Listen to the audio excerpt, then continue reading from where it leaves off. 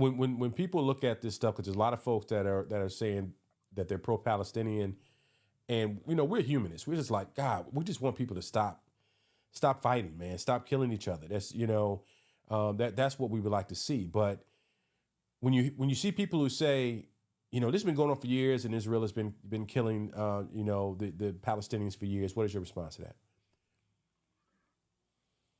Has Israel been killing Palestinians? I think that's there's a massive distinction between targeting civilians and being in a position of war in which you are battling them. So let's go through the history. And I want to say one really important thing before we do this.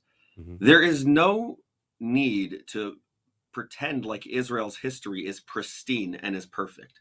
There's no need, from my perspective, to tell everyone that Israel's the good guy and Palestinians are the bad guy. That is, to me, that's the stuff of fairy tales. That's the stuff of fantasies. And all of us should be much more matured, much more responsible, mature civilians and consumers of content and the world to really be thinking in that sort of way.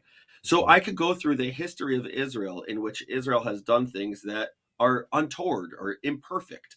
And I have a podcast that I host for Open Door Media for Unpack called Unpacking Israeli History, which broadcasts and is willing to tell the stories of Israel's imperfections. It tells the stories of 1948 of Deir Yassin. It tells the stories of early 1950s Kibbutz. It tells the story of Kfar Qasim in the mid-1950s. It tells the story of Sabra and Shatila.